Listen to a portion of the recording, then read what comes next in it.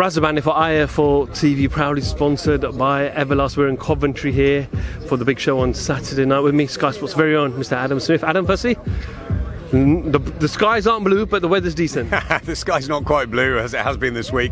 The weather is good, and what a great setting as well. Something a little bit different on a Thursday, and it's a little bit of a different show. It's a breakthrough show. It's a chance to really showcase the fine talent that Boxer and Sky Sports have assembled in the last few months, and Adam Dazn leading the way on that. Someone we're very, very excited about. Karis Artingstall turning pro just a couple of weeks after Lauren did. And Lauren here, obviously, so it's fantastic. Corey Gibbs and Dylan Chima having their almost like their Boxer sort of debuts post-tournament wins. I think Corey cannot wait to get going. Dylan back in front of his city. I'm sure the drums will be in full force, and really excited about the night. Sam Eggington in a great fight as well. So yeah, really, really good night, and delighted to be back here in the Midlands. 2 weeks ago we were with a fighter, Richard Riakwood, with world title ambitions. This week is completely opposite. It's trying to find that next star.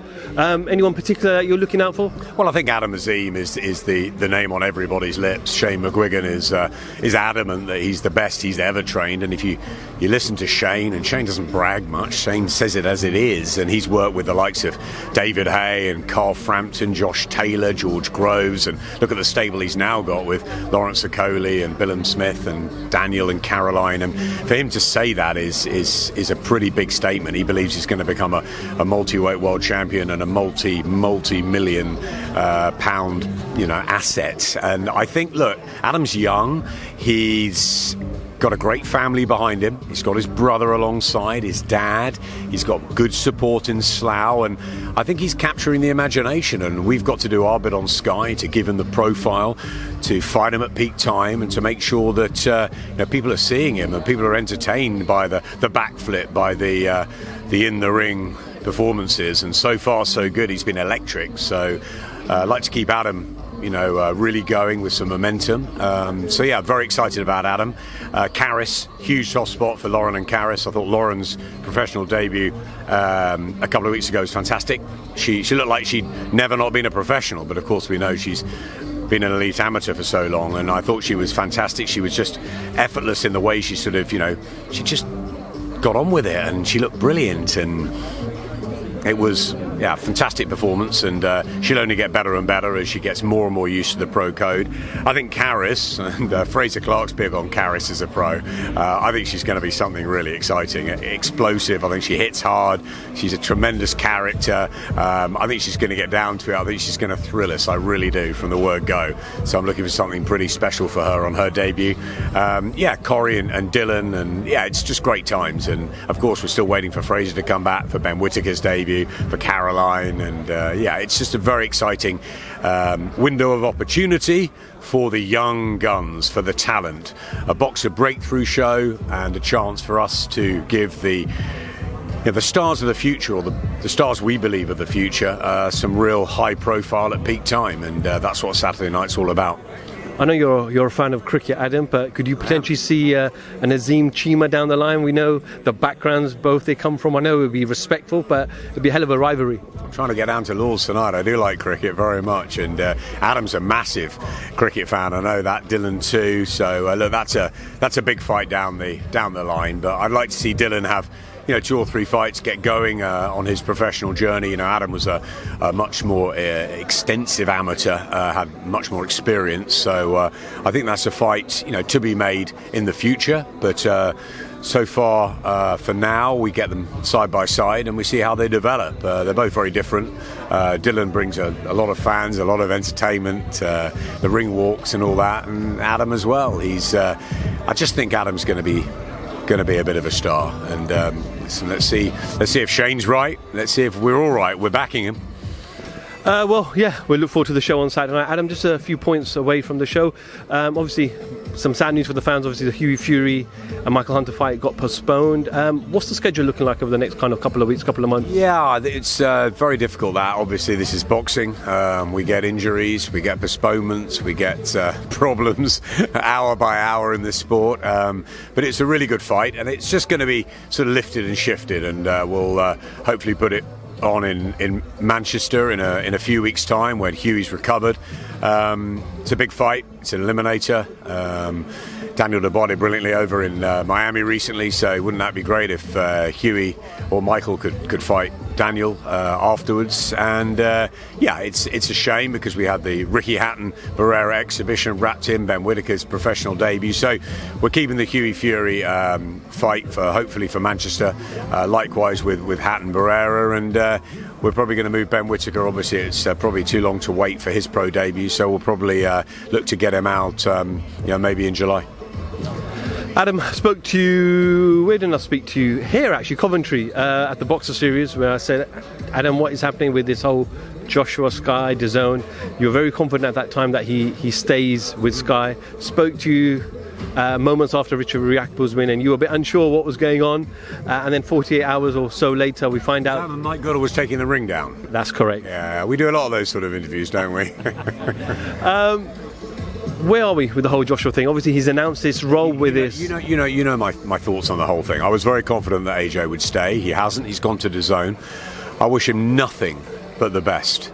And I honestly mean that. Genuinely, for me personally, he's a friend of mine. He's been an incredible fighter for Sky, an amazing ambassador for us. We've had a wonderful partnership, and he's exited in a very professional way. He thanked everybody. I've been in touch with him almost every day actually since. I talked to him after his press conference in Saudi. We're always going to be in AJ's corner. So let's put all that to one side. This isn't some sort of battle. He's taken an offer, a big offer. He's taken something for his family and his future, and that's what he believes is the right move for him. I think the most important thing for Anthony is to try and become a three-time heavyweight champion and exact revenge in a fight where there's a lot of people that don't think he'll win. Alexander Usyk was fantastic last time, and he'll believe he can go and do it again and maybe do it even more impressively. But Robert Garcia and Angel Fernandez and a new look Team Joshua, but still with Eddie and still together and as 258, and now they've got the big deal with Dazn. They're going to go at it, and they'll be hoping, and we'll all be hoping from a British perspective that he can go out there and do it. We're also big supporters of Alexander Usyk. Let's not forget that we've had a great relationship with him on Sky. We love him. We think he's a fantastic fighter, and his management team are great too. So. We'll just sit back and watch it all unfold and see who wins and where it goes from there. And I'm sure Tyson Fury will be watching, and the world will be watching when they lock horns on August the 20th in Saudi. It's a big fight. I know you said to me 2 weeks ago that you've been in boxing for 30 years, you've had great fighters come and great fighters go, and you will build the new generation, and there will be another start. But over the last couple of months, you've kind of had the upper hand in signing all these Olympians who've come to you. Eddie's talking about you throwing money at them. Was there anything else you could have done to retain Joshua on Sky? I don't think so. I think AJ knows what Sky's all about, what we have to offer, and I think it must have been a very, very hard decision for him in many ways. Maybe it just took big money from Dazn. Maybe it took, Eddie's obviously taken his stable over there, and look, ultimately he's got to do what's right for him. I don't think so. I think we offered him a great deal, and we believed he'd stay and continue his fighting career on Sky and finish with us like he started with us. But it's not always that easy, and I'll never begrudge any fighter the chance to make as much money as they can for their families while they have the opportunity. And it doesn't just mean AJ and the millions. We're talking about any fighter. We're talking about an English title fighter. We're talking about a journeyman. We're talking about a world champion. It doesn't really matter. Whoever that fighter is, male or female, they've got the opportunity, a short window, 6, 8, 10, 12 years. Fighting can be quicker than that. If you get 2 or 3 defeats and you knock it on the head or someone's injured. Look at Spencer Oliver, who never had the chance beyond 22 to fight. It is very, very difficult. It's a small opening, and however you can make money, and I'm sure I said this to you a couple of weeks ago, you've sometimes got to take that, be selfish and take that. I don't begrudge AJ. He's a great fighter, and he's a great guy, and he's already asked me how the family is and whatever. I'll miss him a lot, but I'll keep up with him and Freddie, and of course with 258 we've got great relationship with Fraser Clark and with Ben Whittaker and with Shannon Ryan, and there'll be others. And you're right, it's a chance for us now to say, okay, who's the next star? And this is the opportunity. Shows like this, shows that we're going to be really pushing in the next 6 months to get some real tailwind with this really impressive brigade of young talent. And they're going to get airtime. They're going to get the whole of the Sky Arsenal behind them. And they're going to be the names that people are talking about in 6-12 months. So, yeah, it's a rebuild. Nothing wrong with that. We keep our eyes on everything else that's happening. We've got Joe Parker. We've got Hughie Fury, we've got Tasha Jonas, we've got Richard Riakporhe, we've got the big Savannah Marshall, Clarissa Shields fight to look forward to in the autumn. There's lots to go out as well as the young, but we just think we've cornered the market and taken the best in the Olympic talent, add Adam Azim and a few others, and I think the future's very bright for us on Sky, but we're not in a rush. We're going to take our time and make sure they're built. Stars are built. It takes months, it takes sometimes years, but we've got a very, very, very strong track record on Sky. We've got the best platform in the UK, and we're very confident that we'll develop the stars of the future, the next AJs. And it's interesting, AJ's team are saying, yeah, is it time now to build a Ben Whittaker or a Fraser Clark on Sky? Of course.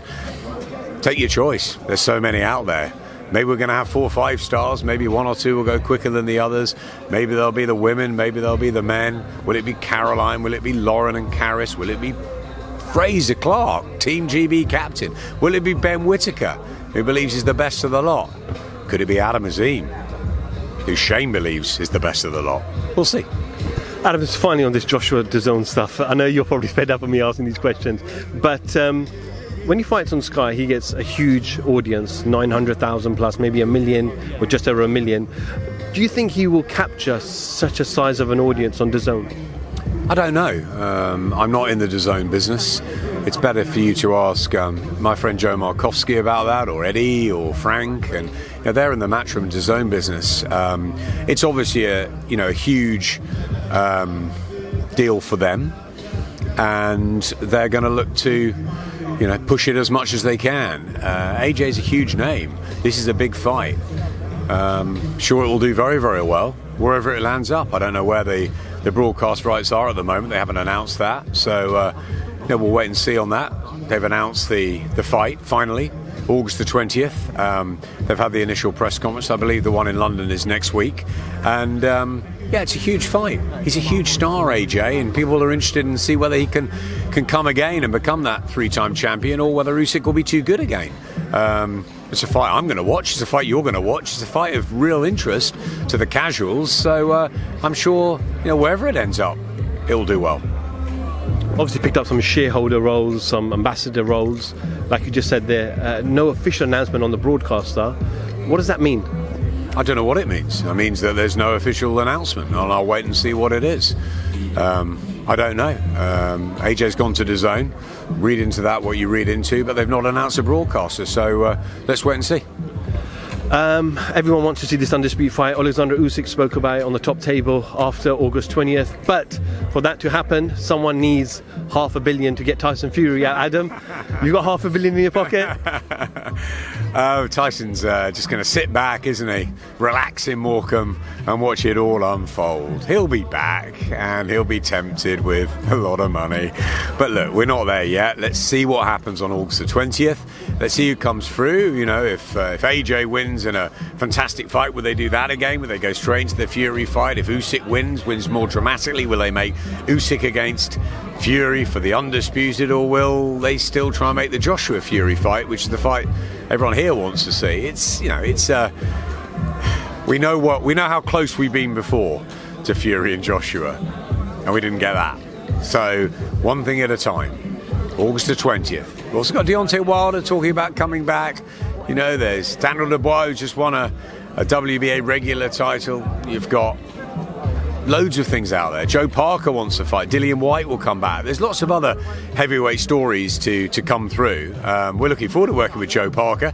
We want to get him involved with all these fights because we know something about Joe. He'll fight anybody. Former world champion, of course. Don't write him off out of the mix yet. Hughie Fury and Michael Hunter will have their fight. Lots to happen. But of course, at a very top level, we want to see the rematch, and then we want to see what happens with Tyson Fury. Of course, we can't wait.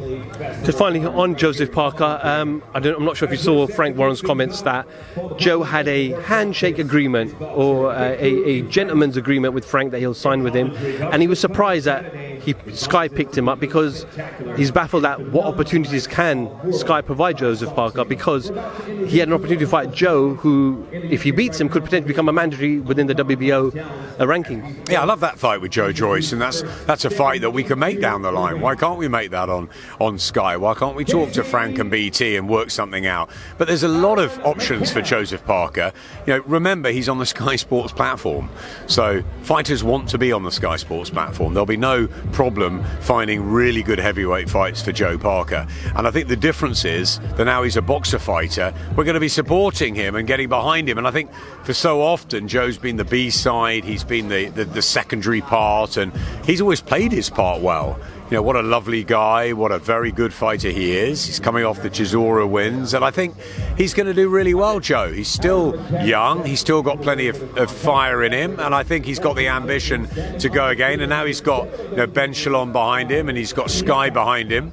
He'll believe this is a very, very important part of his professional career, and I believe we can bring big fights for Joe Parker, whether it's Joe Joyce, whether it's Dillian White. There's a huge amounts from the States.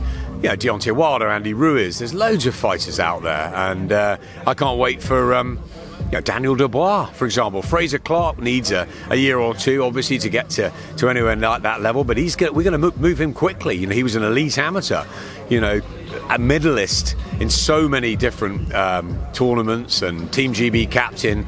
He's got all the experience, and a little bit like Joe Joyce, we're going to look to elevate him quickly, Fraser. So I think beyond that sort of Usyk, Fury, AJ mix, Wilder, you've got a real merry-go-round of some fantastic fights to make in the next 12 months, and let's see where we are and who can grab a world title opportunity, because they're going to come up. Adam, the public workout is about to start, or has started, so I won't keep much longer. I'm sure we'll catch up with you the rest of the week, and let's look forward to Saturday night. Really looking forward to Saturday. Adam Smith, IFL TV, thank you very much. Cheers.